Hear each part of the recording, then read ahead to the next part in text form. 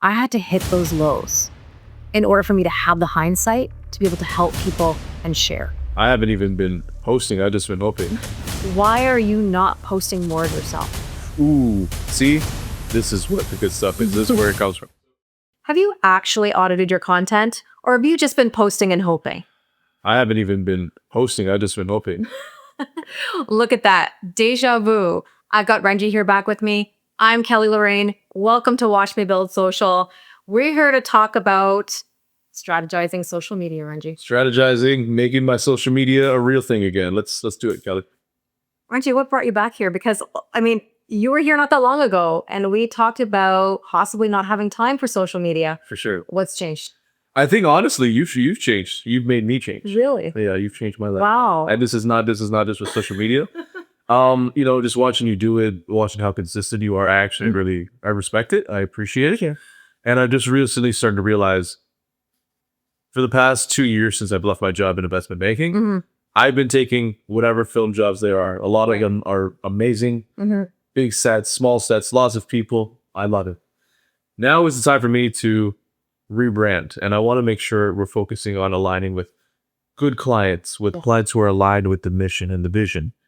I also want to make sure we can grow and expand the company. And so I can be more my true self.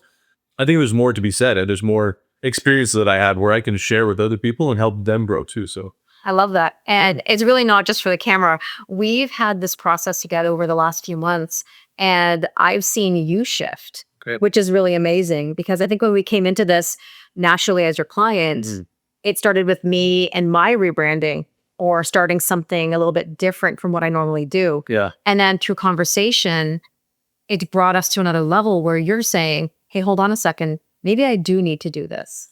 Yeah. Well, I mean, a lot of people are doing it. And I think, most of the clients I have are through referrals or word of mouth, which makes me feel good about the work that I'm doing. Right. But I realize there's so many people out there who probably don't even know we exist. Right. The other thing I want to say is even the people who are helping us run this, our production team, when we are rapping or when we're setting up, everyone's like, social media this and that. We all are so curious. I know.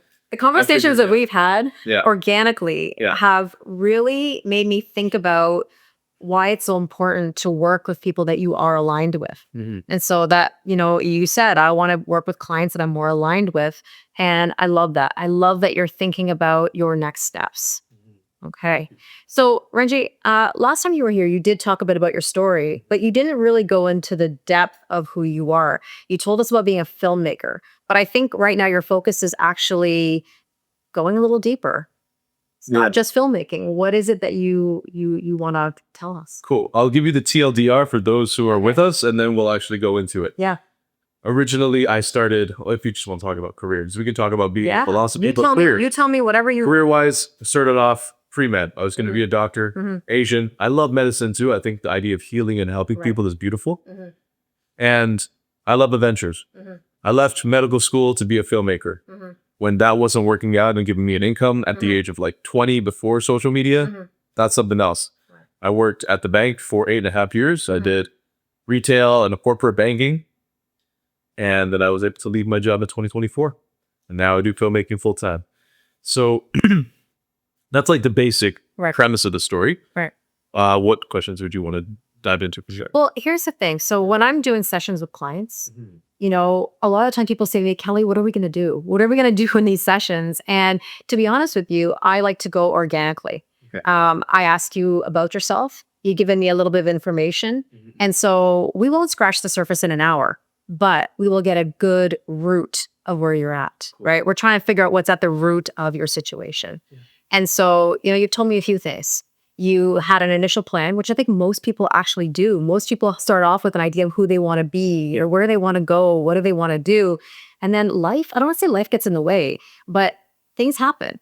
And it's okay to make decisions that change that plan. We don't have to always go according to plan. I think that's something we're taught very young, is that, we have to decide so early, like, what do you want to do? And I've seen that in the classroom as a teacher, where it's almost like, what do you want to do? And you're like 5 years old. Yeah. How do you know at that age, what do you want to do? For sure. Right? So, I mean, how long did you want to be a doctor for? Like, at what age did you decide? I still want to be a doctor. Yeah. Yeah. I just I like the idea of it. I think maybe more than the job. Okay. but it was something very early on that obviously struck you. I would say, like, I always like science. Science is cool. I like people. Right. I like health and just understanding like the human body, stuff like that. So being a doctor was always something for me. I also come from a background like I have doctors and nurses and engineers in my family. So I guess I'm the yellow sheep of the family by choosing to be a director, producer, filmmaker, whatever. Okay. But I feel like, this life, if I only do get one life truly, I should live and do something that I would be proud of and do the adventures that I want. And I felt like that, like, it would be a great path for me. Financially, it was a thing too, where like, just being $250,000 in debt before starting, like I was an immigrant. I wanted to have my family. So another part of my story where maybe in a different life, I would have continued down this path. And it's not too late. And it doesn't mean I can't learn now. Maybe I just can't practice medicine, but I can still learn. Well, we're lifelong learners. That's the cheesy teacher in me. But I think that we all become a version of something we originally started with. I mean, I'm a high school teacher by trade. I may not be always in the classroom. Every now and again, yes, I go back to help out, but I'm still a teacher in the school of life. Right. People come to me for teaching. It just may not be in a traditional sense. Right. And so, in these strategy sessions, we start off by talking about, your story, where you've been, how you felt about your past situations. And then essentially we kind of go through where you're currently at on social media. Okay. And that's an interesting one because we have a 4-step process here. Okay. Now, I did ask you beforehand to do the root audit. The root audit. Did you do your root audit? I did do the root audit. I did my homework teacher. Okay. And I think it'd be really great. We should explain what the root audit is because I think this is really helpful. Like it's really a self-discovery process. Yes. Yeah. And you can get it in the description below right here in this video. Yes. But Kelly, I'd love for you to tell them about it because I thought it was really cool. Okay. So the root audit cycle is a 4-step process. First thing we're going to do is we're going to spot. We're going to look at the content. These are the things that you can visually see and also things that you can hear while you're speaking or while you're performing on camera. Right. So watch yourself back and name what you see. And the key word here is honestly, right? People don't come to me for fluff, Ranjit. Yeah. And I say that with love to everybody who's watching.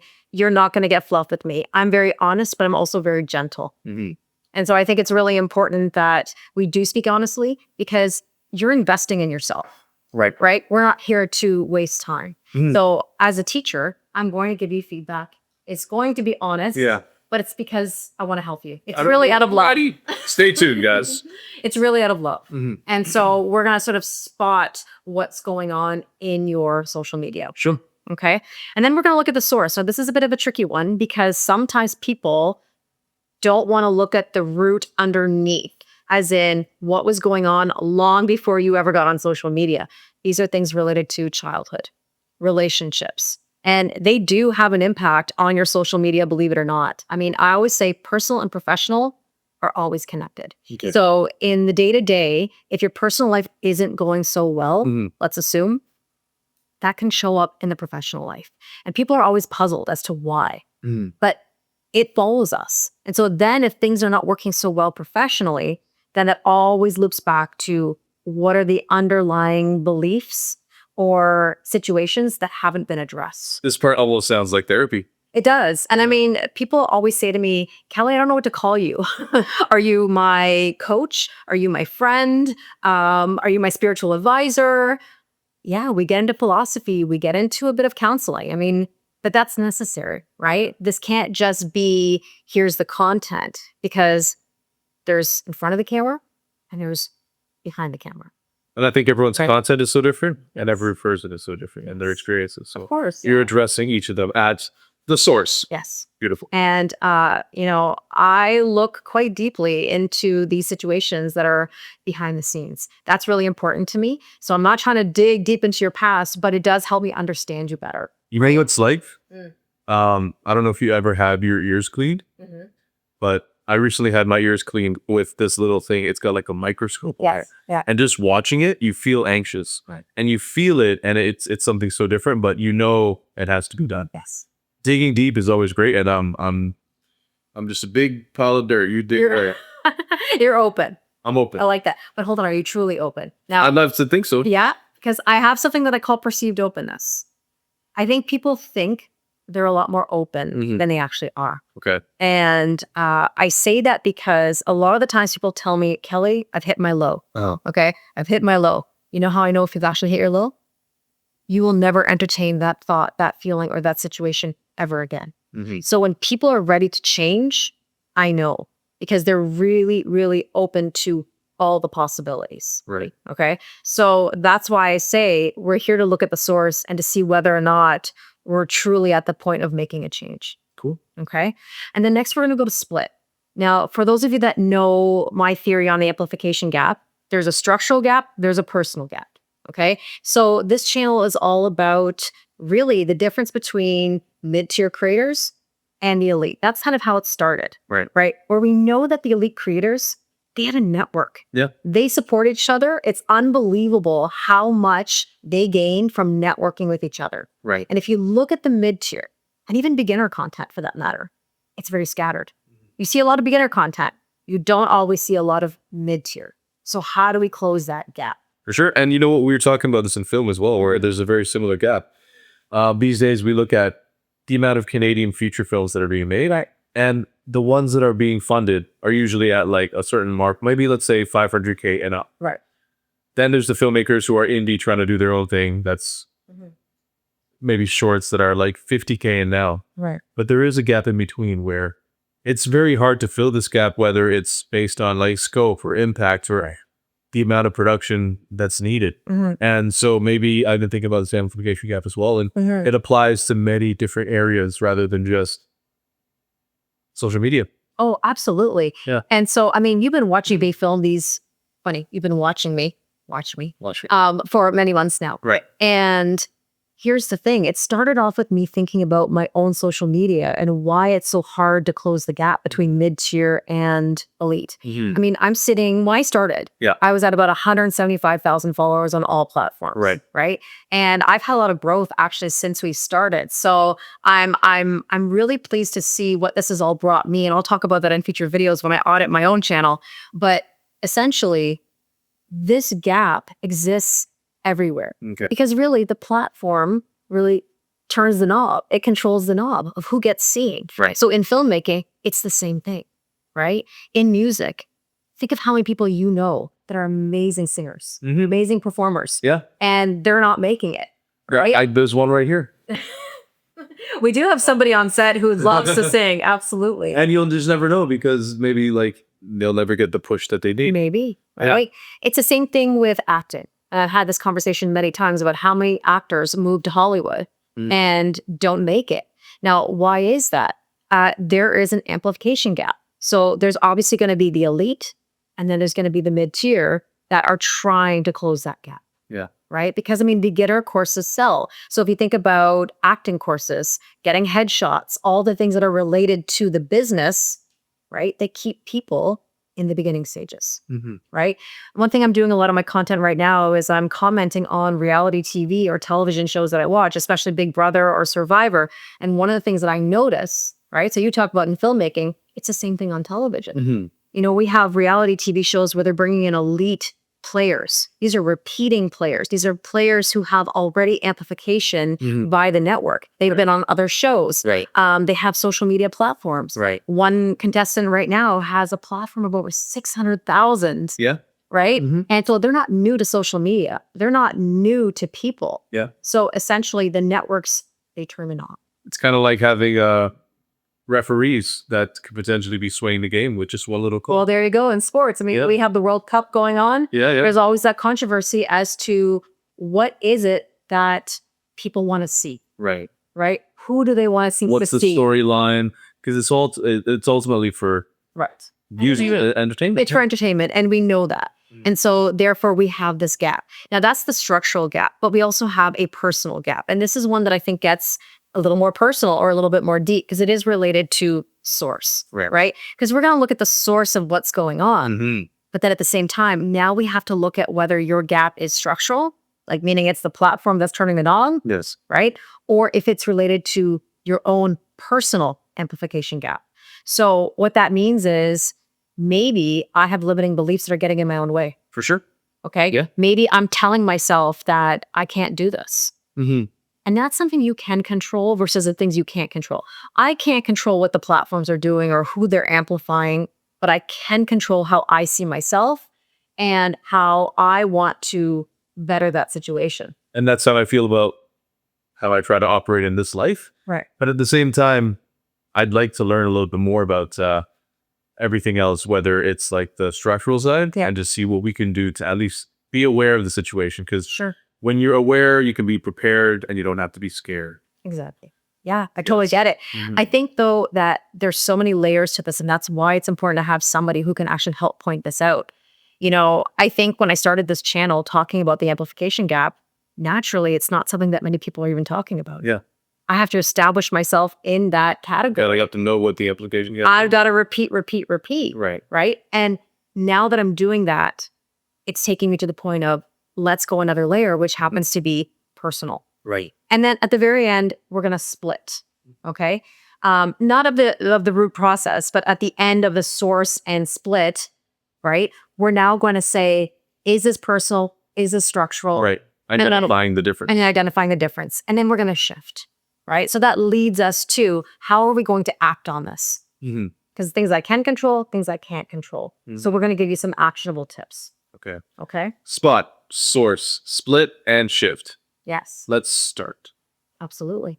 So, Ranji, here's the thing about your social media, because I had a chance to go back and look through your comments. Wow. I really, and if the crazy thing is, I'm on social media at least probably an hour a day. Yeah. But the thing is, I don't look at my own social media. And it's so funny because it's like my eyes. I get to look at everything else, but I never get to look at myself. Well, exactly. You're driving a nice car. Right. Too bad, because you don't get to look at the outside of the car from the inside. Exactly. So it's like, it's really good to have this kind of mirror and to see what's going on, because I should be paying more attention. Well, when I looked at your social media, Yes. I didn't see a whole lot of you. Okay. Now, there used to be more posts of you. Yes. But recently, not so much. I mean, when I look at the dates, and I actually wrote them down because I wanted to get specific with you. Specifics, yeah. Okay. You know, your last post was May 22nd. Of this year? Yeah. Okay. Okay. Like your last post, and you were promoting another creator. Right.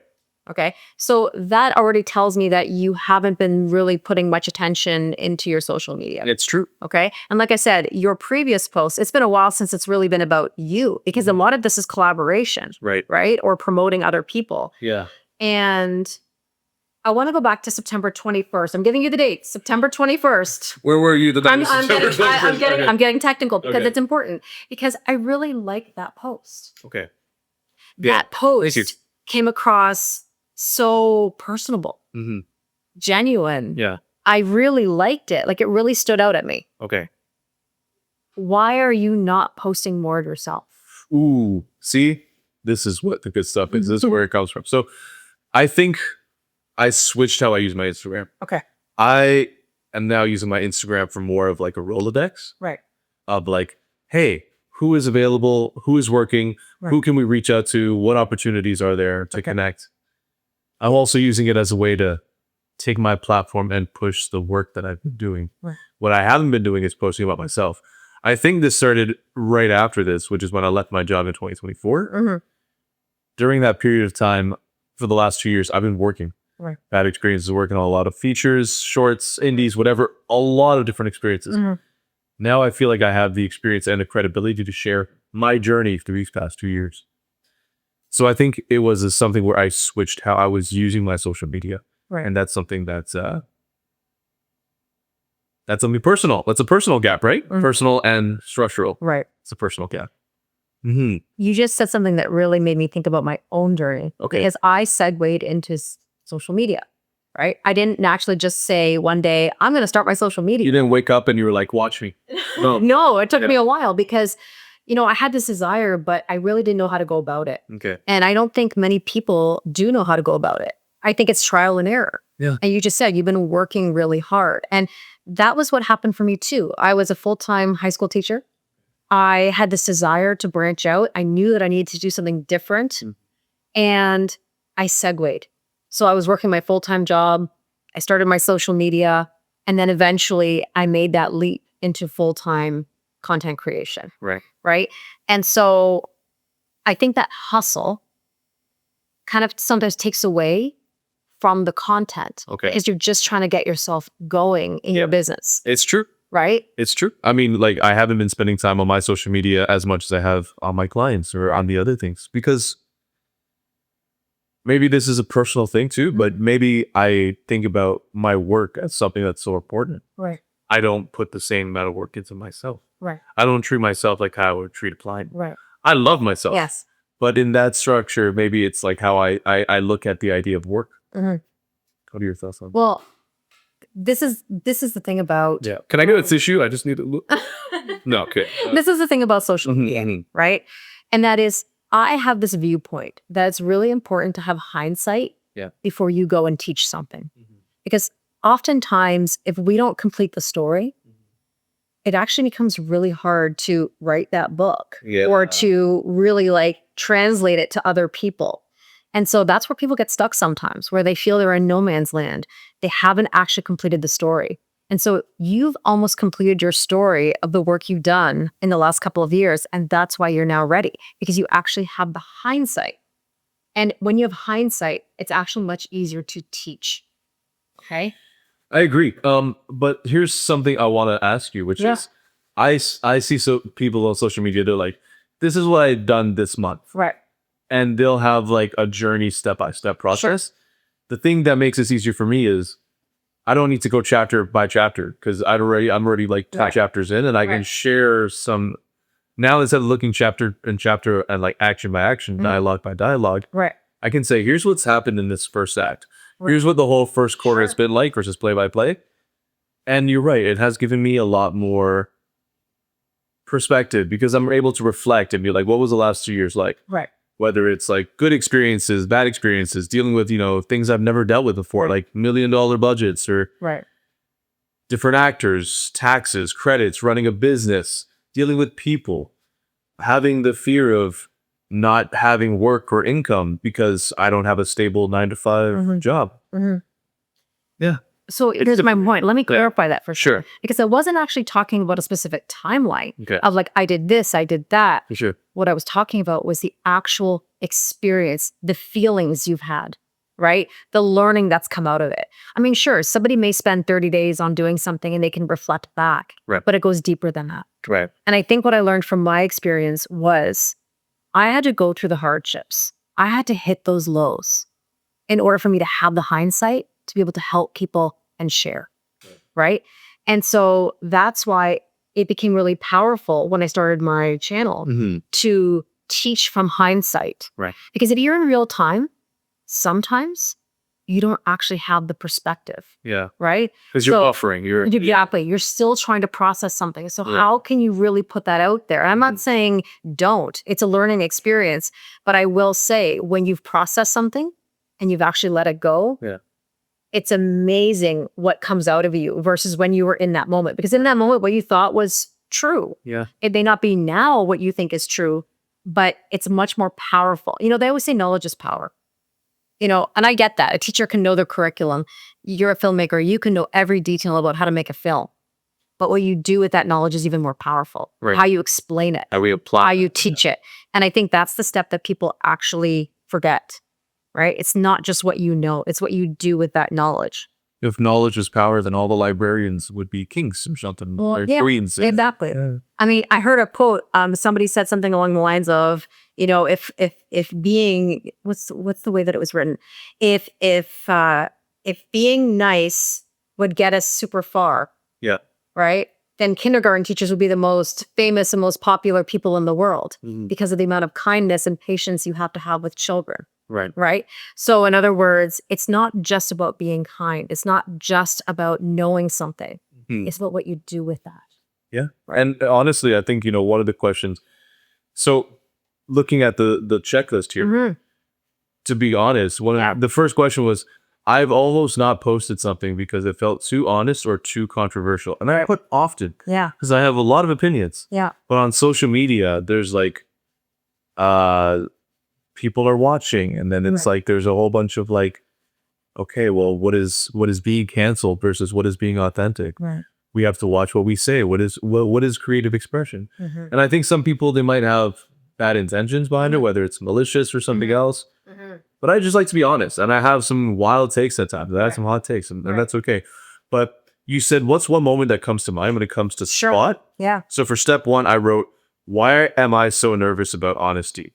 Because I'm so honest in real life. You can ask all my people here. You can ask you. Like, I'm very honest, but I'm like, why am I so afraid to share my honest self online versus how I am in person? Right. Well, I think that honesty or opinions are very subjective. True. Right? We can't control what other people believe. Right. People are going to think and feel what they think and feel is best. Yeah. Like there's nothing you can do to change that. Right. But naturally, there are some social norms, or there are some sort of, I guess you could say, rules or etiquette that we live by. And I think, going to that and just expanding on spot for a moment, when I look at you on camera, I think you're very genuine. I think you speak very well. I don't think your issue is necessarily the category of spotting something that's necessarily wrong. Sometimes people think, well, I'm doing something wrong on camera. I don't think it's necessarily that you've done anything wrong. What I think it comes down to really is the fact that you present well. Okay. But you're thinking about what kind of content you want to make. Right. Because we're spotting content here when you say that. Right. Because you're saying I could make content that's very generic, or I might say something that's a little bit more controversial. Right. And that might hold you back in the type of content. So I think what we're spotting here is a certain type of content.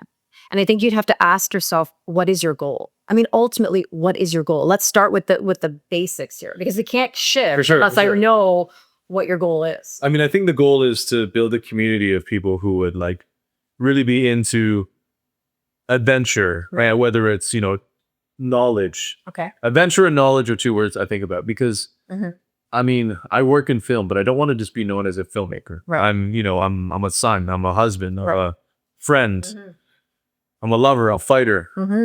And I think that when it comes to it, the idea of everything behind my life is adventure. Right. Learning and experiencing new things, learning about people and cultures. Like those are the things that motivate me in life. Right. And those are the things that I was able to leave behind when choosing not to go into medicine. Right. And since then, I've just been on my own path instead of the path that maybe I chose or that was recommended or prescribed for me. Doctor joke, prescribed for me. Yeah. So whether it's something like looking back at myself, I would say adventure. I want adventure. I want to build a community of people who are into adventure. Adventure could be different. I'd like to talk about film. I'd like to talk about finance. I like to talk about owning a business and life. And I love so many things. I just watched the Odyssey. Like I'm such a nerd for like history and all these like the truth of the world and all that stuff. There's so many interesting things like the laws of the universe. And I would love, and that's the thing, which is I was like, oh, do I have to only make film content? Because there's so many things I like in the world. I don't want to just have to be stuck to a niche. And because of that, it makes it hard for me to be like, can I actually just stick to one niche? Or what are your thoughts on niche? I think we're having like a real-time spot moment here. Okay. Because as I'm listening to you, I hear you tell me so many different ideas. But what I'm not hearing is, what is the central truth that you have? Or like, what is it that you're trying to bring it all back to? Because for me, it's the amplification gap. Okay. Right. So when I mentioned I'm seeing this everywhere, I'm seeing this in television, I'm seeing this in the music industry, I'm seeing it in sports. I'm bringing it all back, right, to one central truth, is that there is an amplification gap. And now that I'm thinking about it, I think that my truth would be, from what we know, you get one life, so you might as well live it with an adventure and with purpose. Okay. And I think filmmaking and producing, working in film is a way to amplify the purpose, Right. which is why I love it so much. I get to help so many different people and the creators about their purpose. Oh my God, this shit is making sense. Right. Okay. So yes, this is why I do the things I do. Because I love adventures. I love meeting new people. Right. I love looking at purpose, and my filmmaking gives me purpose because I can help others get purpose. Right. So now I realize there's more of a niche than just choosing these things, that all of these things are packaged together like some fascia, like a sock. I can put it all together into purpose and adventure. Right. So Yeah. I feel like what I'm hearing, and you tell me if I'm right or if I'm wrong, Yeah. is that we have to bring it down to a central truth that relates to not just adventure, Yes. It's got to be something related to filmmaking because that's what you're offering to the public. Right. So I guess one of the questions I would have for you, and this might be something that you've thought about or maybe you haven't thought about. What is your goal in filmmaking? Is this like Hollywood famous top Scorsese, Spielberg? Or is this, I want to do something with purpose that brings me satisfaction more than, let's say, status? Yeah, absolutely. So, I can't say status is not important. Right. But what I'd like to say is filmmaking with a purpose would be the most important thing. I have my own purpose. Right. And I think it's also great for me to be able to amplify other people's purposes.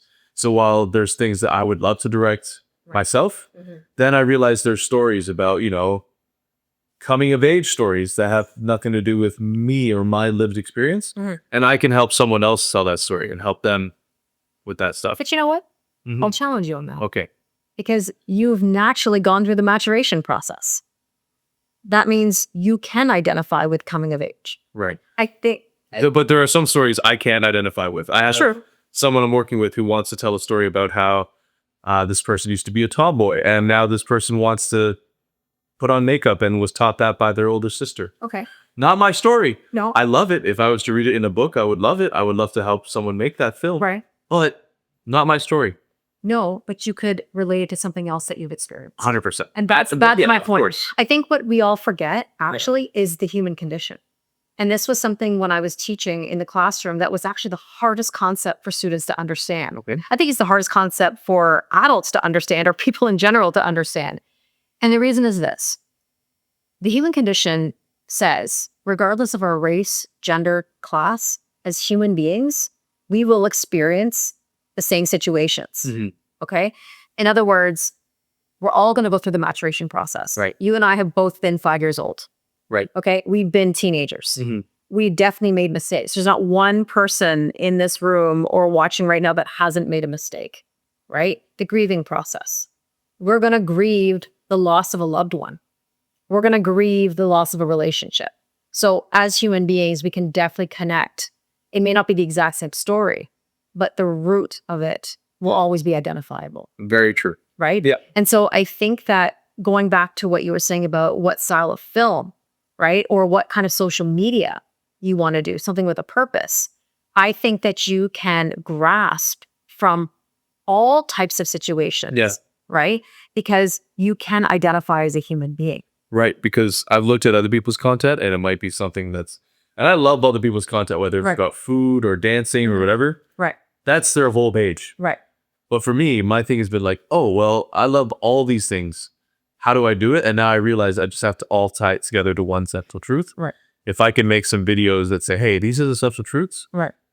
Hopefully the people who will vibe with the central truth will understand all of these different things all connect to this. Right. And so they'll all stay engaged with it. Okay. I'll give you an example before we move on, just that we can kind of bring it back to that central truth. Yes. I mean, you were interested in being a doctor. Yes. Right? The health of your clients is very important, right? Being able to recognize that there is care that is needed. For example, sometimes when we're on set, you'll say, hey, Kelly, take a deep breath.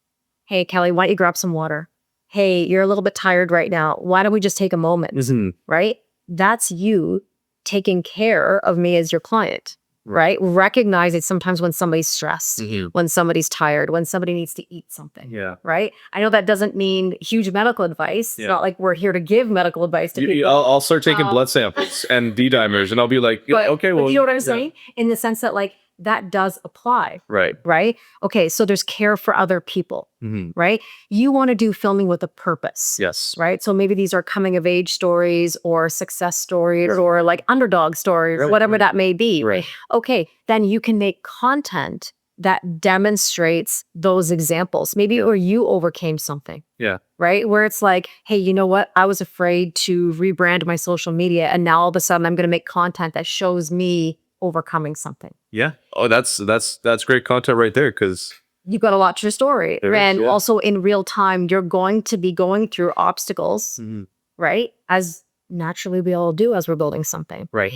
On top of that, you mentioned it, you worked in finance. Yes. Well, the film industry is all about money.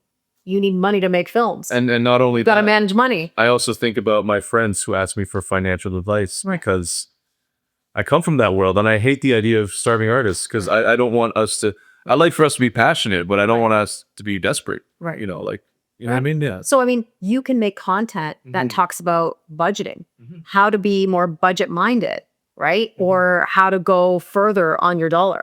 So I definitely think that if you're going to take all the things that you know and that you're interested in, then naturally bring it back to filmmaking. Absolutely. Right? So I think that we've spotted. Let's take a look now at source. Now, again, this is the deeper part here. Okay. Right? Because we're going to look at what's underneath and why it's taken you a little bit of a while to come to this point. Because the last time we spoke, you flat out told me, I don't know if I have time. Yeah. I'm a little bit afraid of what success actually means. It means, what am I going to have to not lose, but what am I going to have to sacrifice in my day-to-day in order to do this? Yeah, I think I'm going to come to basic desires and basic needs. I was in a point where I was definitely feeling like I need to make money to support my family. Right. So whatever gigs those are, I will take them all. I will do my absolute best. Right. And now I'm at a point where I realize it's more important to be living with a purpose and aligned. And once you kind of meet your basic needs, you can then move on to a hierarchy of better needs. Right. So now I'm at a point where I can say, well, let me take a step back and let me look at what actually aligns with me and what doesn't. Let me focus on the things that I really want to work on. And that's really what I'm trying to build here. Yeah. And I think it's great just having a community of clients. And I've never actually exhausted that community. I've always find it growing of these people recommended to these people, Well, that's these how we people. met. And that's how we met. And I love it. It's just, I would love to meet people who are doing other things. And I think that using social media is something I've never tried, and I'd like to experience it. So not only is this good for me personally, it's to help build our business. So while now I realize that the business is social media, but social media is now a part of our business, focusing on the rebranding of really telling us who we really are, I think. And it also took us time to find that identity of who we are as Renergy. So I think, we just celebrated our 5-year anniversary in business. Amazing. Congratulations. Thank you. I think they say about 80% of businesses don't make it past the 5-year mark. So we're here. Well, guess what? In numerology, 5s mean big changes ahead. Okay. Right? That means you're ready to make a change. Cool. And something you said, and this is where when you work with me, I listen and I remember and I come back to it. And I just want to point something out because this is the source that maybe you haven't thought about. Okay.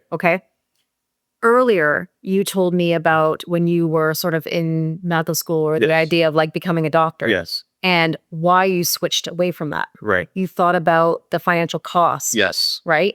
And so what that tells me is that the source is needing to care for others or being mindful of the financial situation. For sure. Right. That means you sort of taking not so much a short-term gain, bringing a long-term pain, not saying that you're in pain today, but it's sort of that idea that I need to take care of the immediate right now. Absolutely. Okay. It's as a first gen immigrant to Canada, there are certain, especially as an Asian person, there are certain expectations put upon us by our parents.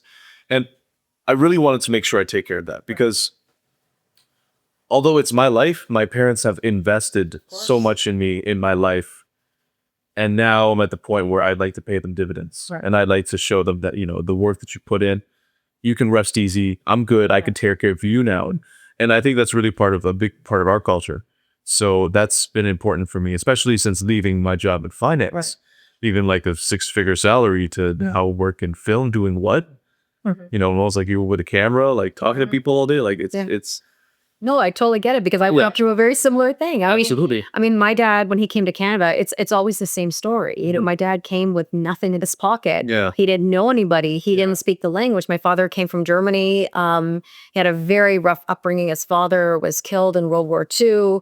And it was really tough. And so when he came to Canada in the 50s, it was essentially, I got to make it.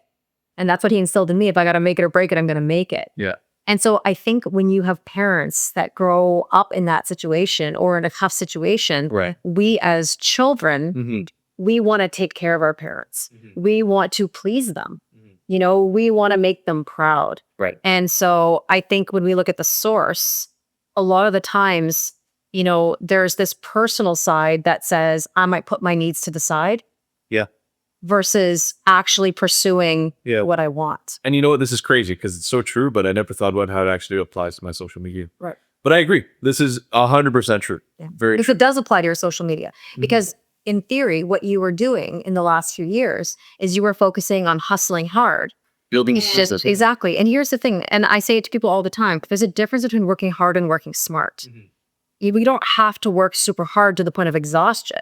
We just have to work smart, where we're networking with the right people. We're getting into the right rooms. We're hustling into those rooms. Building the right process. Exactly. Yeah. And I think sometimes we don't know how to do that, or maybe we weren't told how to do that. And so that's why when I listen to you, I'm hearing the source of that actually started long before any of your filmmaking or any of your social media. It comes from what happened with your parents, their stories, your story as a child. Yeah. Exactly. So I think that where we're looking at this right now, it's time to focus more so on you. And that doesn't mean ignoring your parents or ignoring your family, but there does come a point where we have to do what we need to do. Absolutely. And that's a tough topic for people. No, I know. This is the time. But also it's not that bad because what I'm doing on social media in turn will also help the business. Right. So in the end, it's also a business strategy. It's going to help long term. Yeah. And that's why I go back to short-term pain, long-term gain, short-term gain, long-term pain. Sometimes we got to take a bit of that pain, even though it's tough to make waves, you know, or go against the grain, especially when it comes to family and culture. I totally get it. Because my mother would say to me, are you sure you want to do this? She was a career teacher of over 40 years. To leave a very good salary, pension, and benefits, she looked at me and said, are you really sure you want to do this? Right. The other thing I wrote for source is, it says, I hold back my real opinions so my friends, families, or followers stay comfortable. Yeah. I wrote,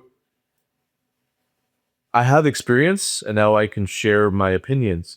But in this industry, you hear so many stories of people being canceled. And it's ironic how we're trying to be creative and expressive, but we have to watch what we say. Yeah. And I think we talked about this shortly, but I like sharing my opinion. I think that's great. I don't mind people disagreeing. I don't know. There's always this fear of being canceled. Right. Maybe it's because I work as the owner of a business or I'm in a position of power. Because it doesn't. I want to. If something happens, it's like a ripple effect or a domino effect that could affect so many other things in your life. Yes, but the thing is, maybe I play it safe because I've taken so long to build my business. But at the same time, I come with very good intentions. Right. I don't. If I was to say something that people might find controversial or it's a hot take, it's because I might see some truth in it or I believe in it, and I can stand behind the idea and like share the facts of it. But I don't want to have the fact sharing affect my business because how the facts are and perceived and who I am, I think, are two different things. Don't you agree? I totally get it. And back to the source of it all. Yeah. To me, this comes from childhood. Okay, therapy. Now Get the tissues ready. Get the tissues ready. Now we're back to that because here's the thing. I don't know about you, but you've mentioned sort of cultural expectations or cultural norms. Yes. And I know that growing up, I was told, you know, be a good girl, Kelly. Like, let's not rock the boat. We don't want any confrontation.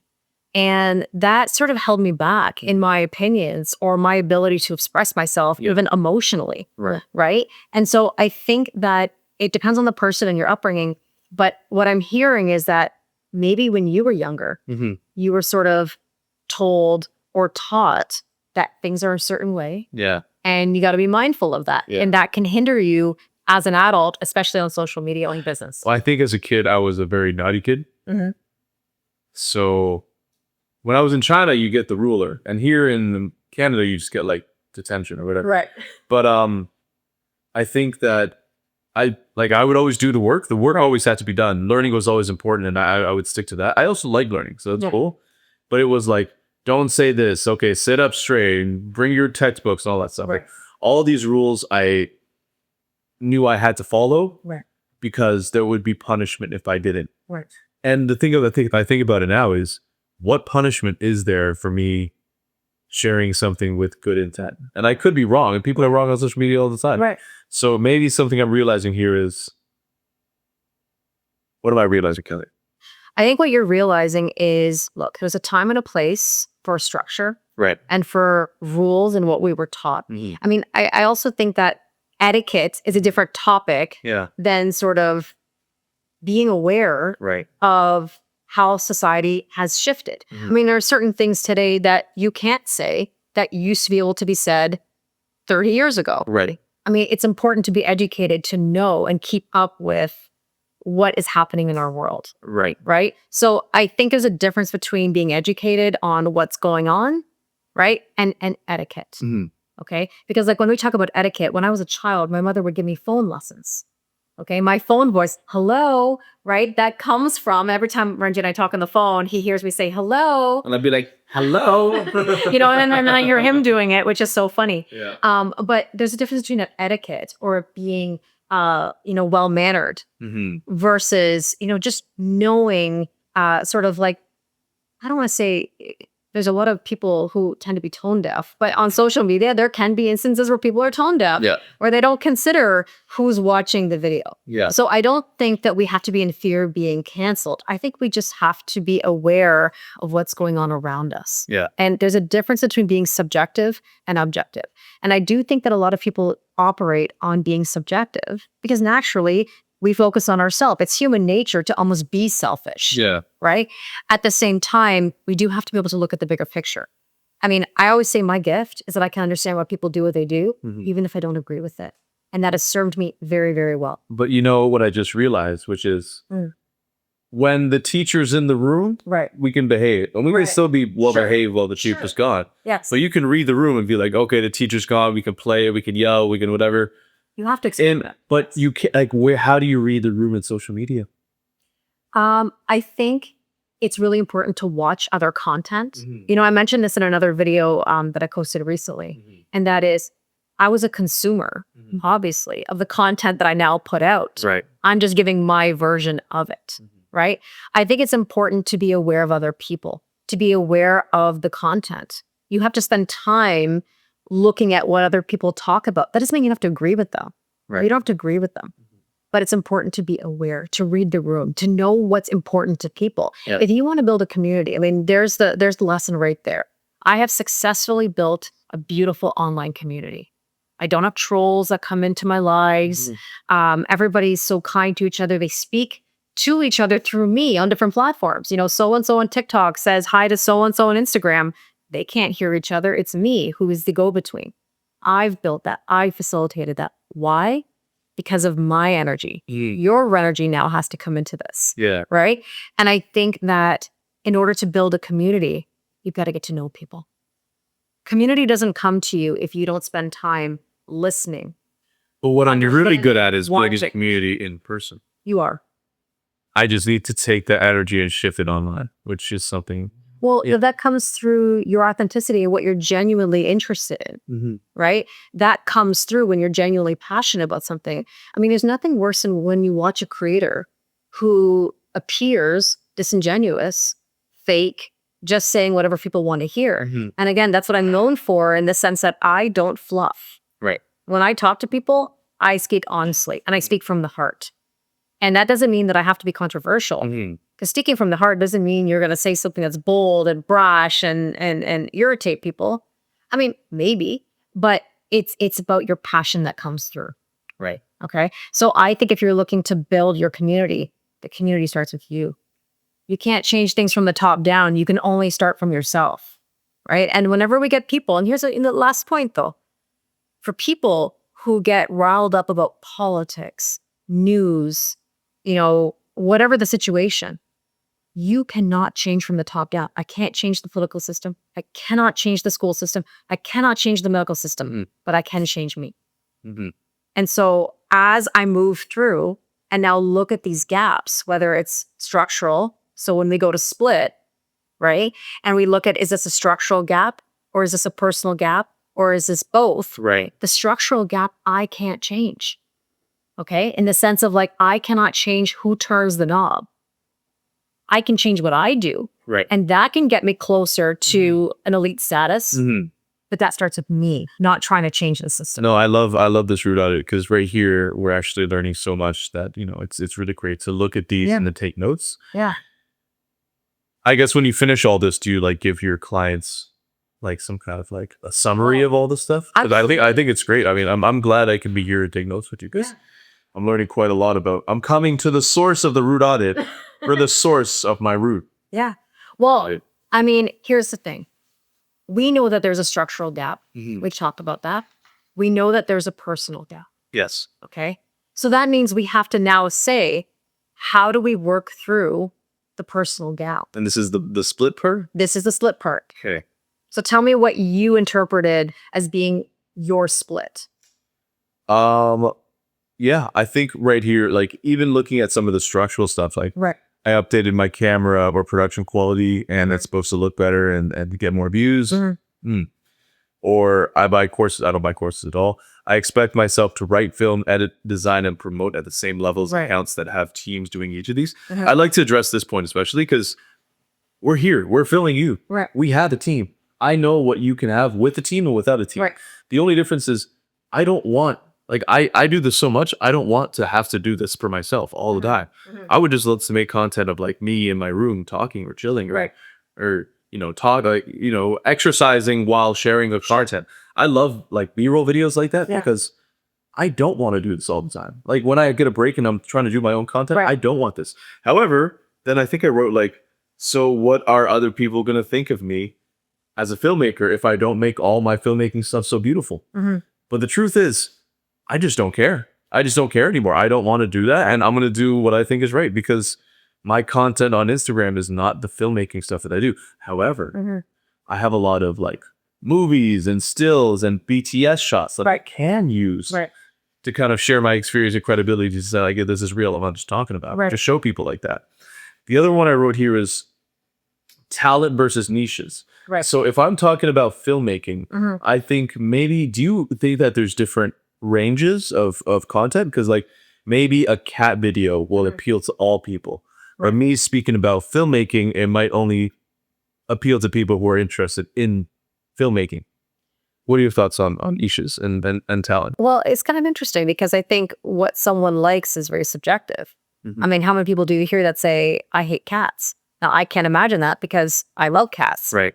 Or You can't hate cat videos too? Okay, let's I say mean, cats are funny. I mean, listen, cats are funny. People can laugh at a cat video, but they may not stop their scrolling because they see a cat. Maybe they really don't like cats. Maybe they had a bad experience with cats. Right. It really depends on the person, right? So it's very subjective. But what you were just, go back for a second. Tell me what you said other than cats. You said, what was the other type of content? Oh, filmmaking. Filmmaking. Okay. So, so here's my thing. Here's my thing about filmmaking. Okay. With filmmaking, film is everywhere. Right. Reality TV is filming. Right. Right? Dramas are filming. Right. So filming exists. If you're watching something on a screen, it's been filmed. Right. So I think that's actually more universal than cats, if that makes sense. Fair. I agree that it is a lot more. Because anything can be filmed. These days, everything is digital. Right. Even social media is digital, but it's not film. Anyways, long story short, I think that I was trying to say that maybe some content appeals to others more than others. Right. And I'm thinking maybe it's my limiting belief that the content I make would only be enjoyed by a few people. And here's the thing too, maybe it's a gap because I think about some of my favorite rappers. Right. Some of them, they don't get the push. Right. So they're not the largest rappers, right? They're super talented. Right. And so But that's the amplification gap. that's the amplification gap. Right. I still was able to find them, Right. but it might not be that what I like, everyone else likes. So, I mean, that's interest media, Okay. right? Right. And you've heard me talk about this many times. I mean, Gary Vee says that social media is dead.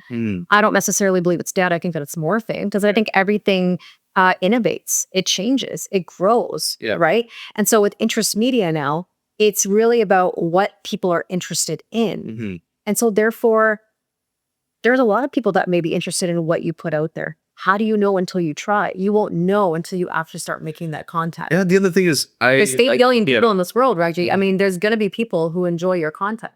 Like and subscribe. Yeah. So what I was thinking about is when I was making content, it was before Reels existed. Right. And before trial Reels. Right. That was when I was really trying. Right. And then when I didn't get the kind of output, because it says here, I take it personally when I get very few Right. likes, comments, or videos. Right. I mean, thousands. But I was like, oh, these guys get millions. I feel like we are doing the same thing.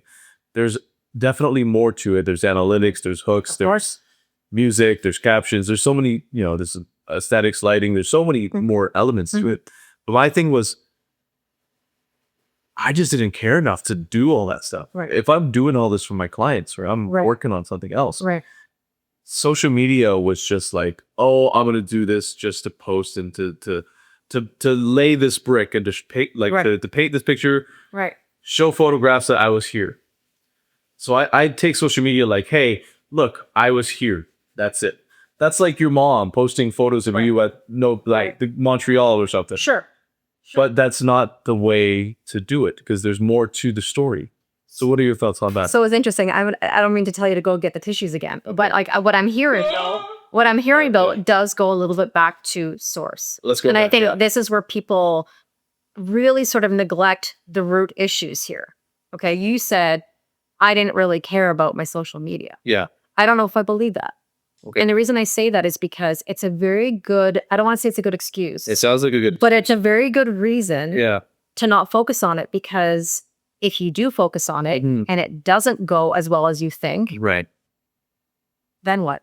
Well, I did focus on it, and it didn't go as well as I think. So what did I do? I So it stopped. hurts the ego. It yes, yes, I it know does. it Yeah, does, to be honest. it does hurt the ego, Right? but I feel like did that result in me just stopping? Maybe. Well, I think it probably In- did, because here's the thing about social media. It's a long game. Right. Anybody who thinks that this is an overnight success, Mhm. yeah, you can go viral. Yeah. Okay, but viral doesn't actually bring you success in the long run, right? That is something that is a short-term gain. Mhm. When we're going through the daily grind of social media, it means some days you're going to have very few likes. It means there's going to be times where people don't engage in your content. Right. You're going to have to believe in yourself more than anyone else. Your friends and family, most likely, and this is statistically, like we know this from a lot of conversation and social media talk, a lot of times our friends and family are not our biggest supporters. It's complete strangers. Right. And there's nothing more hurtful than when you put a lot of money and time and effort and your own family and your own friends can't even click a like. And that hurts. And what did that take you to? The source. When you were a kid and you didn't feel picked at school by your group of friends, right? Or when your parents said something that was like, be like your brother, be like your sister, or why can't you do this like that? Right. It all comes back to how we feel internally. So if we're afraid to put ourselves out there, Mhm. it actually keeps us stuck, right? But in a safe place. Not necessarily. I'll tell you why. And I talk about this with people every single day. There's a difference between walls and boundaries. Mhm. Walls, people think if they put a wall up, Yeah. that's going to keep me safe. And it doesn't, because it keeps you stuck in one position. I think it might keep you safe, and I'm happy. Or Safe, is it fulfilled. safe? It depends on the definition of safe. Okay. And the reason I say that is because boundaries Right. keep you actually flexible. Mhm. Whereas here's the thing. Do you remember in a previous video, I talked about how those are your fears, not mine, right? When I had to change my career, not had to change my career, but I wanted to change my career. And my mother was saying, but I'm afraid, what about this or what about that? And she meant well, but I had to actually make the boundary and say, those are your fears, not mine. Okay. It means you got to go against the grain a little bit. Right? So in theory, it all comes back down to the source of it. And I basically think that you're telling me that you didn't care, but I actually think you cared more than you realized. Oh no, I did care. Yeah. But I'm saying, and I did care when it didn't go well. Right. I didn't feel happy about it. Right. But it's just that I was like, oh well, because I have these other things to take care of Right. for my family, Right. which were more important. So I said, oh well, if it's not going to go well, let's just cut this time. I'll take Right. this time. We'll do something else. Right. But at least I'm taking care of the main purpose, which is Right. The short term. the short term. Yes, the short term, like paying rent, Right. taking care. Right. Because everybody has a short term. Absolutely. So in general, though, that is a limiting belief. And sometimes we do need to push through, even though it's difficult. Cool. Even though we might have few likes or little engagement. And so we cannot compare ourselves to others. Our journey is our journey, Right. right? You can't compare where you're at today versus somebody else's, right? They could be at day 30. You could be at day 1. Yeah. Right? No, absolutely. And I think that, you know, like when it comes to day 30 and day 1, I need to go back to day 1 and realize that, you know, I have to be like a lifelong learner. Yeah.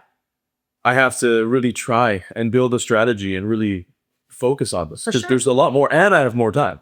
Well, I mean, that leads us absolutely to shift. Like, how are we going to shift now? Action planning. Is this what this Right? is? Okay. Yeah, we're gonna action plan, because I think we've talked about a lot of things today. We haven't even scratched the surface. I think there's a lot more to it. Oh, there is. Yeah. I mean, we could talk for hours on this, and we know that. Yeah. My ex-girlfriend, you know. Hey, listen, it has an impact. People don't think their relationships have an impact. They absolutely do. If you're watching this. No, I'm kidding. I'm good. Yeah. I'm here right now because of. Yeah. But I would say that we have to look at what is your actual goal here. Mm-hmm.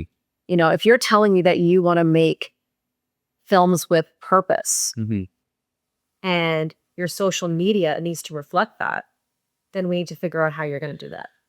I don't know how, but I know what. Okay. To come to your first question, Yeah. I would love to be in a group of, I would love my followers to be people who are either in film or people who are also living with a purpose. Okay. I would like to be connected with people with purposes and put that together. I think that'd be beautiful. Obviously, it'd be great to have more views, but not just to have more views, because it doesn't really matter. I think what matters more is the people you're reaching and the credibility. Because when someone's like, and you know, conversation like, oh, someone that has 100K followers, Right. it adds a sense of credibility. Sure. Just because you have 100K followers doesn't mean I like you as a person. Exactly. But I would love 100%. to build people who have the social proof, but also have the genuine proof of who Absolutely. they are as character. Yes. So building a community of great people would be great. Obviously, the views and all that stuff comes along with it, but it would be to light up a beacon and tell people, this is the kind of content that I'd like to make. If you are with it, let's partner up and do it. And I've been able to meet a lot of great people already, but there's more people. If I want to travel the world, I'm still young. I don't have kids. Yep. I would love to travel the world and work with other people in different countries or bring people here and host them. Yeah. And the best way to do that is to find them. How do I find them? Interest Media. I mean, I'm just like glancing over at your page and something really stood out at me right away. Yeah. And it's the one thing that I think most people struggle with. Okay. So you clicked, or you checked off here often, and it had to do with control. Right. I try to control how every single post performs, other than instead of understanding that one video's analytics are just a snapshot of a moment and growth is a long-term game. Yes, because when you look at it and you see one post not doing well, although you said, oh, I put hours into this, it makes you feel like it's personal. Right. But from you, I've learned that it's not so personal. There's an algorithm. There's something that turns it on and turns it off to say, You got it. this is why this video is getting 1,000 and this is why you're getting 100,000. And the difference sometimes is not you. No. And I think learning that from you is also, it's been great. And in a way, it's inspired me to continue and to try again and again until we make it happen. It's true. And I really say this every day, and I really live by this. Okay. I know it sounds cheesy, but trusting the process is the only advice that I could ever give you. Trust the universe. It's really the truth, because there's a difference between patience and waiting. And I have to make this distinction because I have a lot of people that wait. They're waiting on being discovered, right? They want to go on social media and they're going to be found. Right. Okay. It doesn't work that way. Patience means that you're living your best life, doing whatever you got to do, and sparking new energy and attracting things to you. Okay. You can't control, right? You can't control that. You have to trust it. Okay. You can do your best, put it out there, keep learning, keep sparking new energies, keep taking steps up that staircase, as we talked about the staircase theory in our previous video. That's the key. But if we're trying to control every step of the way, which is what most people try to do, we get resistance. Right. So the more you're trying to control things, the more you wait on something, the more you're going to wait, and the more limited you're going to be. Beautiful. Wow. So that's the issue here. I think that really takes over actually all of these, because that's the number one thing I see here on your page. You went right away to often, and that's natural. Most people do that. But now we have to look at how to let go of control. You're gonna have to let it be whatever it is. But to come back to this, I think this is also something I've learned through working with clients for the social media management. Right. When we go ahead and we make content for others Mhm. and we see the posts, you know, obviously if I'm making content for a brand and we're doing these, okay, this video gets 1,000 views and this video gets 10,000 views, Right. whatever the case may be. Yeah. We try to say, okay, well, what happened to this video? Why is it like this? It's a part of our job to think about, hey, what are we learning about this for the future? Because the video's already been posted. Right. But before, I wasn't making content like 12 pieces of content. Right. Right. And so now I realize there's more to it and it's a long game than rather just a one-off. It is a long game. And I think that's the whole point. So to sort of tie things up, I think there's one main question you have to ask yourself. Okay. And that is, with the current social media that you have, are you wanting to delete all of your old posts, or are you starting fresh today, adding to what you currently have? You know, I'll get your opinion on it because you're so good at this. But I was thinking I could take them and archive them, and then I could just recycle the content and take all the videos, which are videos, and now put them into reels. Sure. So that they can be upped. Yeah. Like recycled and repurposed. That's a great word. Yeah. And I think that that's not a bad idea. I wouldn't delete. I would actually just go and archive.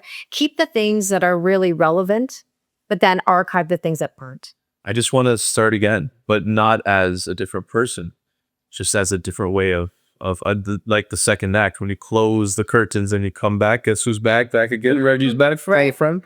Well, actually, that leads me to this point. You're never starting at zero.